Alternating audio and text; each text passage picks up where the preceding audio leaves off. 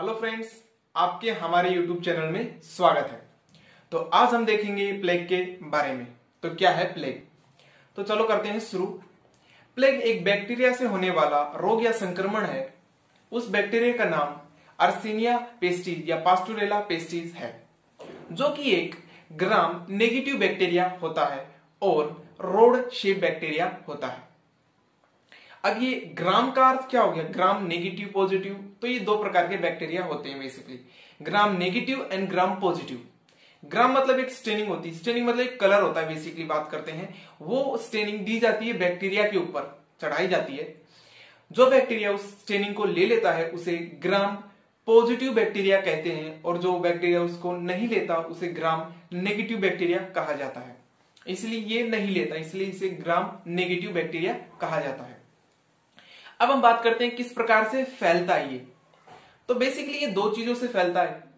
जैसे मलेरिया फैलता है मच्छर के द्वारा, उसी प्रकार से ये फैलता है पिस्सू के द्वारा। अब पिस्सू क्या मतलब? फ्ली, ठीक है ना। पिस्सू मतलब फ्ली और एक चूहा, इन दो चीजों से फैलता है। कैसे? तो देखो, ये जो रोग है प्लेग, ये चूहों को भी होता है, ठीक है। जो अगर कोई चूहा इससे पीड़ित है और उसको वो पिस्सू काट लेता है, और वही पिस्सू अगर कोई व्यक्ति को काट लेता है तो उस व्यक्ति को भी प्लेग हो जाता है। इस प्रकार से ये फैलता है। अब हम बात करते हैं इसके टाइप के बारे में। तो बेसिकली ये तीन प्रकार का होता है। कौन कौन सा? बुबोनिक, निमोनिक और सेप्टिसेमिक। बुबोनिक में क्या है कि जो पेल्विक रीजन होता है उसमें जो निम्फ नोड होते हैं वो फूल जाते हैं, और ये साइड के जो आम के निम्फ नोड होते हैं वो भी फूल जाते हैं। निमोनिक में नाम में ही है, मतलब निमोनिया हो जाता है, सांस में बड़ी तकलीफ आती है। उसके बाद सेप्टिसेमिक, सेप्टिसेमिक यानी कि हमारे बॉडी का कौन सा भी हिस्सा टिश्यू ब्लैक पड़ जाता है और वो काम का नहीं रहता। जैसे कि हम बात कर ले, जैसे कि उंगलियों का, जैसे ये उंगली हो गई, ये काली हो गई पूरी, तो ये कोई काम की नहीं, इनको कटाना ही पड़ेगा। तो चलो अब हम इसके सिम्टम्स के बारे में बात कर लेते हैं।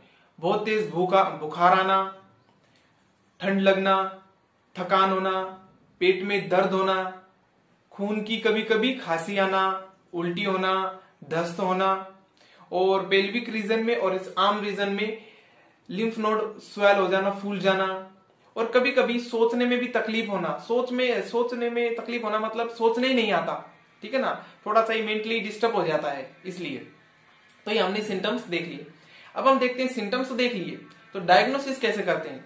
बेसिकली डायग्नोसिस करने के लिए दो टेस्ट कराए जाते हैं। ये नॉर्मली टेस्ट है कि ब्लड टेस्ट करना, सभी बीमारी के लिए ब्लड टेस्ट तो कॉमन टेस्ट है। उसके बाद पीसीआर टेस्ट किया जाता है। तो ये दो टेस्ट किए जाते हैं डायग्नोसिस, उसको पहचान करने के लिए।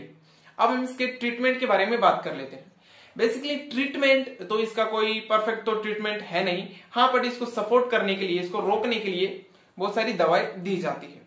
अब प्रिवेंशन की बात करते हैं। तो प्रिवेंशन के लिए वैक्सीन अवेलेबल होती है मार्केट में। उन वैक्सीन को हम हॉपकिंस एंटी प्लग वैक्सीन कहते हैं। तो इस प्रकार से ये वैक्सीन होती हैं जिसके द्वारा हम प्रिवेंशन कर सकते हैं कि फ्यूचर में हमें कभी प्लेग ना हो। तो ये बड़ी खतरनाक थी, जानलेवा बीमारी है वैसे भी, और बड़ी खतरनाक, बट आजकल इसके इतने नहीं दिखते केस, क्योंकि रेयर बची है इंडिया में। तो आज के लिए बस इतना ही बहुत। अगर वीडियो नॉलेजेबल लगी हो तो लाइक सब्सक्राइब कर देना। आज के लिए इतना बहुत, धन्यवाद। फिर कल मिलते हैं एक अलग वीडियो के साथ।